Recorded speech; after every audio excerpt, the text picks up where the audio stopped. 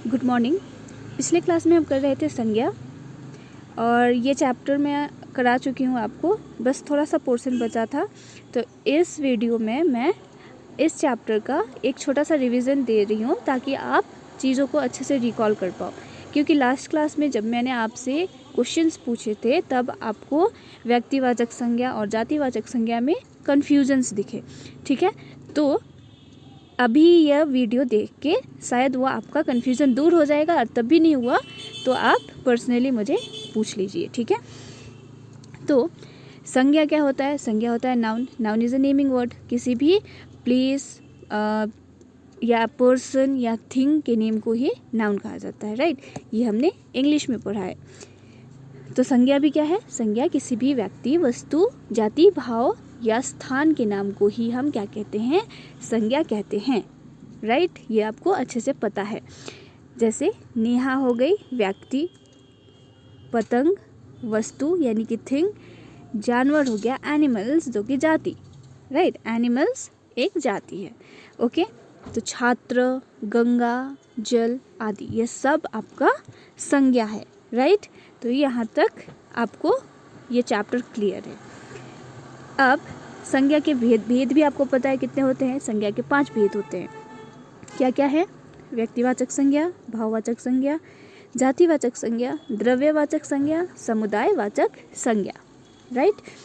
अब ये सारे हमने किए थे, लेकिन मुझे कहीं ना कहीं आप में कन्फ्यूज़न दिखा कि जातिवाचक संज्ञा क्या होता है, व्यक्तिवाचक संज्ञा क्या होता है, और उसको हम कैसे पहचाने, या द्रव्यवाचक संज्ञा क्या है, ये आपको क्लियर नहीं था, राइट। तो आज वही क्लियर करेंगे, ठीक है। तो व्यक्तिवाचक संज्ञा क्या होता है? व्यक्तिवाचक संज्ञा होता है प्रॉपर नाउन, ठीक है। कोई भी किसी भी चीज़ के बारे में या पर्सन के बारे में या प्लेस के बारे में अगर किसी चीज़ को प्रॉपर तुम उसे रेफ़र कर रहे हो, पता है तुम्हें कि ये मतलब किसी भी विशेष व्यक्ति, वस्तु या स्थान के नाम को बोध कराता है, वो होता है व्यक्तिवाचक संज्ञा, ठीक है। जैसे एग्जाम्पल्स देखो, महेश पढ़ाई कर रहा है, तो महेश किसका नाम है? महेश एक व्यक्ति का नाम है जो कि पढ़ रहा है, राइट। तो महेश हो गया व्यक्तिवाचक संज्ञा, क्योंकि वो एक प्रॉपर बताया जा रहा है कि उस लड़के का नाम क्या है, उस व्यक्ति का नाम क्या है, महेश है, तो वो एक विशेष व्यक्ति हो गया, राइट। नेक्स्ट है महाभारत महान ग्रंथ है, ठीक है। बहुत सारे ग्रंथ है, कुरान है, आपका बाइबल है, महाभारत है, तो यह सब क्या है? यह सब एक ग्रंथ हैं। तो ग्रंथों में एक विशेष नाम दिया गया है और वो विशेष नाम है महाभारत। तो यह हो गया आपका व्यक्तिवाचक संज्ञा, राइट। नेक्स्ट है लखनऊ का विकास तेजी से हो रहा है। लखनऊ क्या है? लखनऊ एक प्लेस का नाम है, एक स्टेट का नाम, राइट। तो बहुत सारे स्टेट्स हैं, लेकिन एक विशेष स्टेट के बारे में यहाँ पे बात हो रही है, और वो विशेष स्टेट कौन सा है? लखनऊ है, राइट। स्टेट्स के अंदर हम किस स्टेट की बात कर रहे हैं? स्पेशली लखनऊ के बारे में बात कर रहे हैं। तो आपका लखनऊ हो गया व्यक्तिवाचक संज्ञा, प्रॉपर नाउन, ठीक है। तो वाक्यों में महेश, महाभारत, लखनऊ व्यक्तिवाचक संज्ञा है। दूसरे एग्जाम्पल्स भी कर लेते हैं। सपोज आपकी क्लास में तपस्या ने आज खाना पकाया, ठीक है।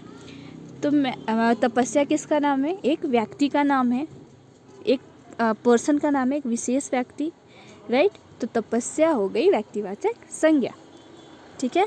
वैसे ही सौरभ खेल रहा है, तो सौरभ हो गया व्यक्तिवाचक संज्ञा, ठीक है। तो किसी भी विशेष व्यक्ति, वस्तु के बारे में जब हम बात करें तो वो होता है व्यक्तिवाचक संज्ञा, फाइन।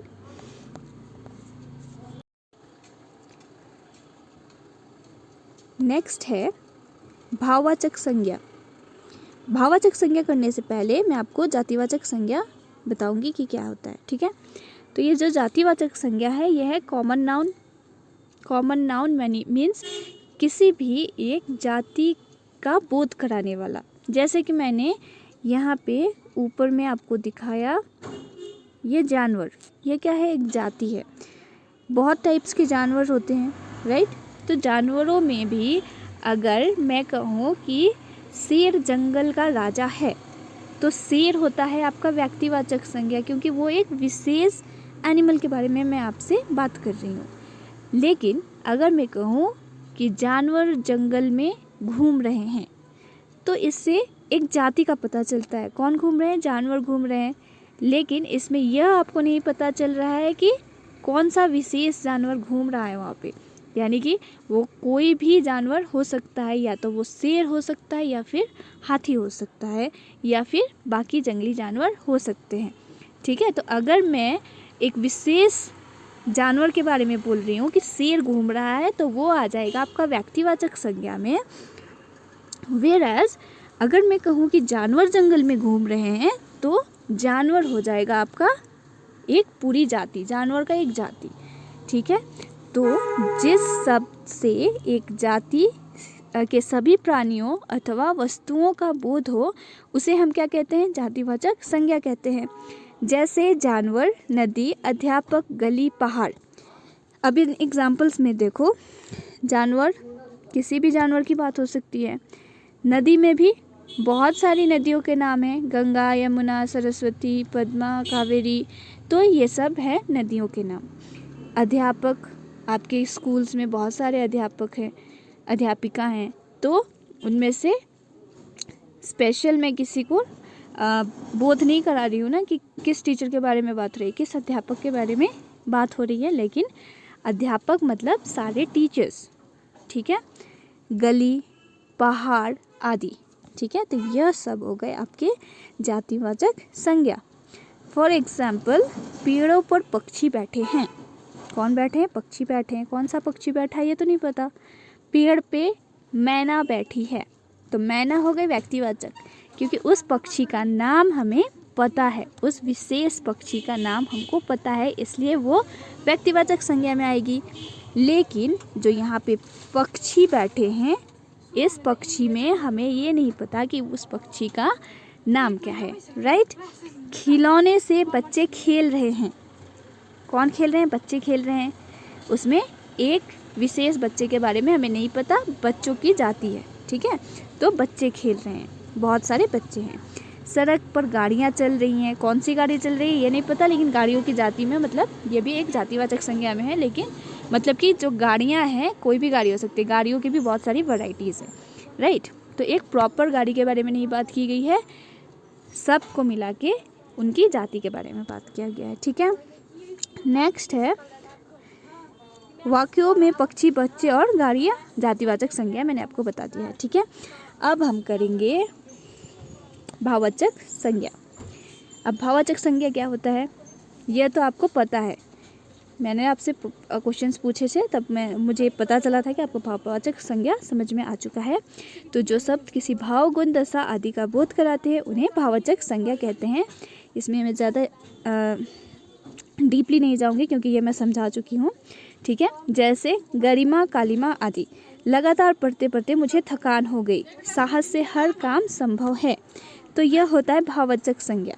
ठीक है, जो किसी भी भाव, गुण, दशा आदि का बोध कराता है। जैसे गुलाब का फूल बहुत सुंदर है, तो सुंदर हो गया आपका भाववाचक संज्ञा।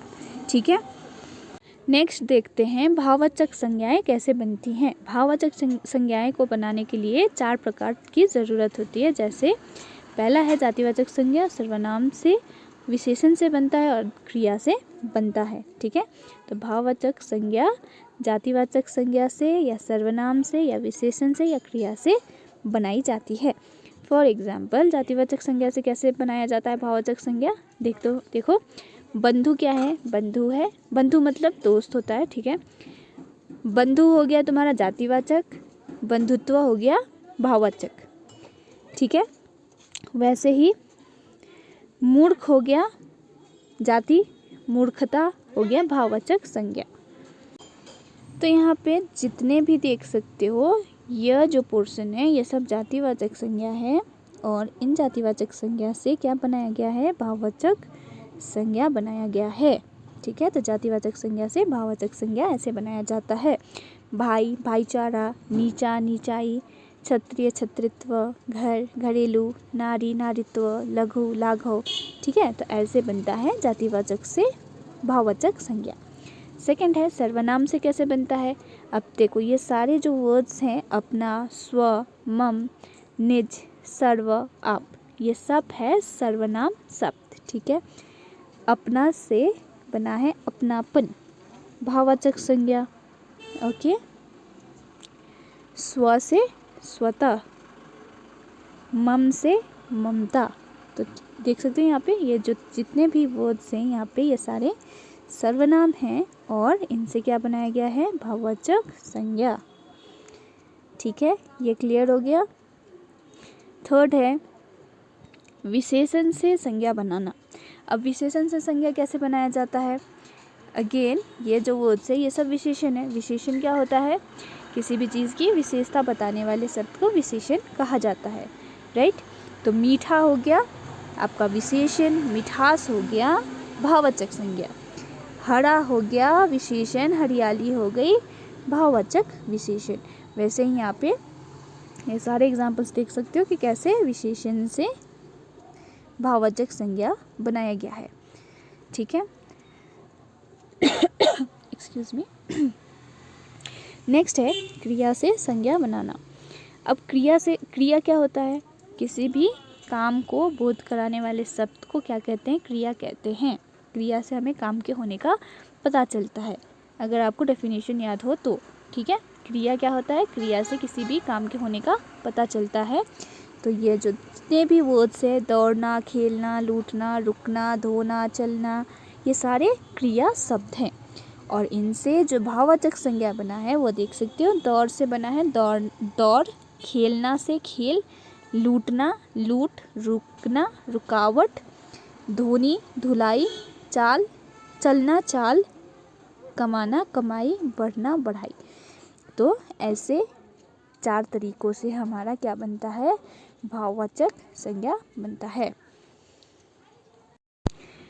नेक्स्ट देखो, जातिवाचक संज्ञा हम कर चुके हैं। द्रव्यवाचक संज्ञा देखो। अब द्रव्यवाचक संज्ञा क्या होता है, मटेरियल नाउन, ये मैंने आपको बता के रखा हुआ है पहले से ही।